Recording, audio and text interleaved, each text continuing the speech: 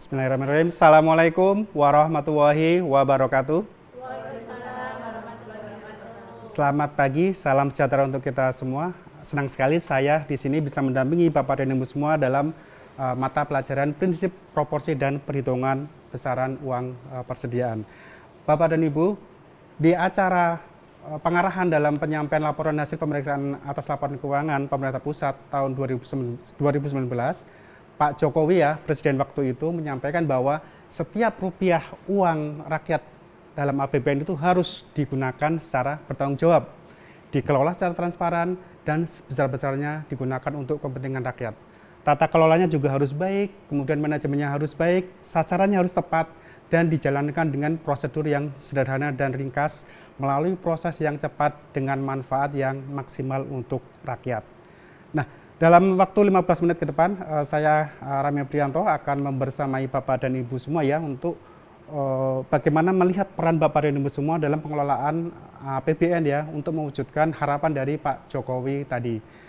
Saya adalah Widya Iswara Halimuda di Badan Pendidikan dan Pelatihan Keuangan, kemudian pengalaman yang relate dengan pelatihan ini, saya pernah menjabat sebagai pejabat pengadaan, kemudian menjadi pejabat penandatangan SPM dan juga verifikator keuangan di bagian keuangan PKN STAN. Baik, saya sudah mengenal Bapak dan Ibu semua, makanya tak kenal maka kenalan Bapak dan Ibu semua saya akan menggunakan istilahnya catch the ball. Jadi nanti bola akan saya lempar, biar agak seru teman-teman Jadi nanti orang pertama akan menyebutkan nama, kemudian saat ini sebagai bendara atau calon bendara, kemudian harapan dari pelatihan ini, dan selanjutnya adalah melempar ke peserta berikutnya. Baik, kita mulai dari... Baik Pak Rame, nama saya Ida, saya calon bendahara. Harapan saya bisa menghitung besaran UP yang akurat. Selanjutnya bola saya lempar ke Pak Akbar. Baik, terima kasih Bapak dan Ibu semua sudah memperkenalkan diri semua. Mudah-mudahan melalui perkenalan ini silaturahminya akan berlanjut terus Bapak dan Ibu semua Kita lanjutkan Bapak dan Ibu untuk output yang kita harapkan dalam pelatihan ini. Yang pertama, mereview konsep dasar uang persediaan, kemudian menjelaskan prinsip perhitungan besaran dan proporsi uang persediaan, menerapkan perhitungan besaran uang persediaan. Kemudian materi untuk hari ini untuk mencapai output tadi kita akan mereview konsep dasar uang persediaan, kemudian prinsip perhitungan besaran dan proporsi uang persediaan, perhitungan besaran uang persediaan. Berikutnya untuk struktur pembelajaran, nanti kita pembelajaran orang dewasa Bapak dan Ibu semua jadi nanti akan diisi sedikit ceramah, kemudian dilanjutkan dengan diskusi, simulasi, dan latihan. Untuk aturan kelas kita sepakati semua Bapak dan Ibu kita harus on time, kemudian harus fokus, aktif, dan juga menjaga etika. Oke, kita masuk ke pembahasan pertama Bapak dan Ibu semua. Kita akan mereview konsep uang persediaan Bapak dan Ibu Silakan di depan ada tautanmenti.com, ada QR-nya juga, silakan di scan silakan di scan. Nanti di dalamnya ada pertanyaan terkait dengan pengertian uang persediaan, kemudian dasar hukum uang persediaan, kemudian jenis uang persediaan, dan peruntukan belanja dari UP. Silakan, saya kasih waktu 1 menit. Baik, terima kasih Bapak Ibu semua, sangat aktif sangat cepat juga nih. Terima kasih Mas Henry sudah mencapai poin tertinggi, yaitu dengan poin 817. Selamat Mas Henry. Baik, kita akan masuk ke sesi pembelajaran yang kedua, yaitu prinsip perhitungan besaran dan proporsi uang persediaan. Bapak dan Ibu, untuk prinsip perhitungan uang persediaan ada 4 di sini Bapak dan Ibu semua. Yang pertama yaitu berdasarkan kebutuhan bulanan. Jumlah uang persediaan itu dihitung berdasarkan kebutuhan operasional sehari-hari kantor Bapak dan Ibu semua dalam jangka waktu 1 bulan. Kemudian yang kedua menggunakan Pagu-Dipa. Jadi UP itu dihitung berdasarkan nilai Pagu-Dipa yang dapat dibayarkan dengan UP. Untuk pembayaran LS tidak masuk dalam hitungan. Jadi nanti kalau di POK Bapak Ibu ada LS, silakan dikeluarkan dulu. Nanti untuk dikeluarkan untuk perhitungan besaran UP. Kemudian yang ketiga diajukan berdasarkan rencana. Penentuan besaran uang persediaan Bapak dan Ibu itu dilakukan berdasarkan rencana kebutuhan dan juga rencana penarikan dana di kantor Bapak dan Ibu semua. Kemudian yang keempat yaitu meminimalkan idle cash. Ini Bapak dan Ibu harus menghitung cepat dan akurat agar tujuannya UP itu tidak terlalu besar, sehingga nanti bisa berpotensi menjadi idle cash. Jadi Bapak dan Ibu harus menghitung besaran uang persediaan dengan tepat dan juga akurat. Nah, kemudian untuk proporsi UP itu dibedakan menjadi dua ya. Yang 60% itu untuk UP tunai dan UP KKP porsinya adalah 40%. Oke, sampai di sini ada pertanyaan? Ya, Pak. Oh iya, silakan Mas Akbar. Pak, apakah proporsi UP tunai dapat diperbesar? Ya, untuk kondisi tertentu UP tunai itu bisa diperbesar. Kalau di sini kan 60% ya, tapi bisa kita tingkatkan misalkan menjadi 80 atau bahkan 90 dengan kondisi misalkan di suatu daerah itu penggunaan KKP-nya masih rendah. Mohon maaf misalkan di daerah Indonesia Timur ya, yang vendor yang menyediakan mesin edisinya itu masih jarang, maka kita bisa menaikkan proporsi uang tunai. Dengan catatan di sini Bapak dan Ibu harus mengajukan ke Kanwil Direktorat Jenderal Perbendaharaan setempat ya untuk memperoleh dispensasi atas perubahan UP tunai dimaksud. Sudah paham ya Mas Kabar ya? Baik, terima kasih. Kita lanjutkan ke materi berikutnya yaitu perhitungan besaran uang persediaan.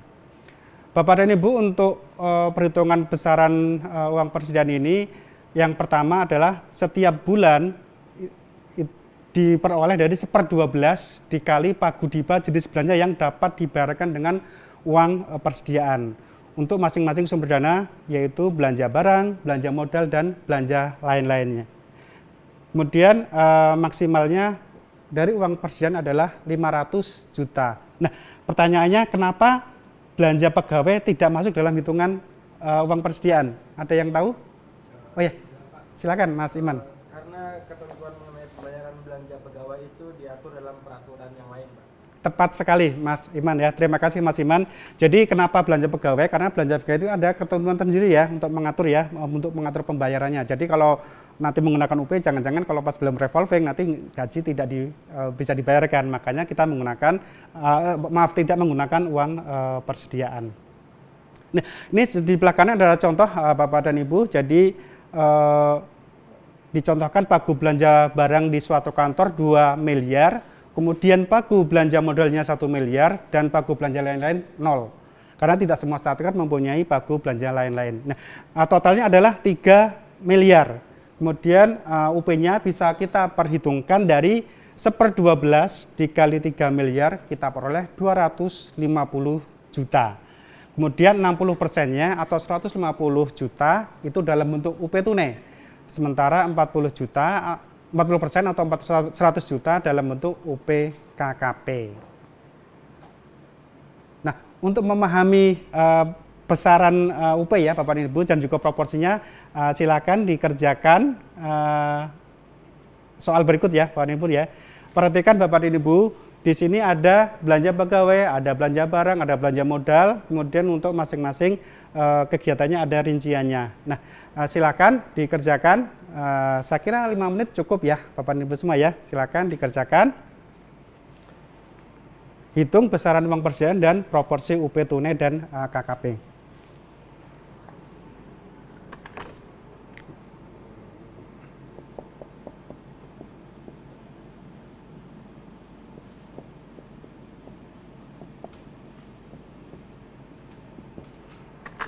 Baik, sudah ada selesai ya? Sudah ada yang menemukan? Silakan. Ya, silakan. Mbak Pianda berapa? Untuk upnya itu dia 500 juta, untuk up tunainya 300 juta, dan UP KKP-nya itu 200 juta. Oke, tepat sekali ya Mbak Pianda ya. Jadi perhitungannya adalah belanja pegawai tidak dimasuk ya Mbak Pianda ya, tidak dihitung. Jadi yang perhitungan adalah total belanja barang, kemudian belanja modal, dan ditotalkan ya, jadi 13 miliar. Jadi perhitungannya belanja barang 6 miliar, belanja modal 4 miliar, total 10 juta. Kemudian dikalikan 1/12 diperoleh 875 juta 400 ribu. Nah, kenapa 500? Karena ada ketentuan tadi ya, maksimal adalah 500 juta. Jadi tetap maksimalnya 500 juta UP kita yang bisa kita ajukan, di mana 500 juta itu dibagi 60%-nya atau 300 juta untuk UP tunai dan 200 jutanya atau 40% adalah UP KKP. Setelah diskusi tadi, ada yang bisa disimpulkan dari hasil diskusi kita. Silakan kita bersama-sama ya menyimpulkan ya, mudah-mudahan kalau kita bersama-sama menjadi lebih tertanam ya dalam otak atau pikiran kita.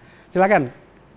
Oh ya, Mbak Nabila. Kesimpulannya itu yang pertama, rumus perhitungan UP sama dengan 1/12 dikali 40 IPA yang dapat dibayarkan dengan UP.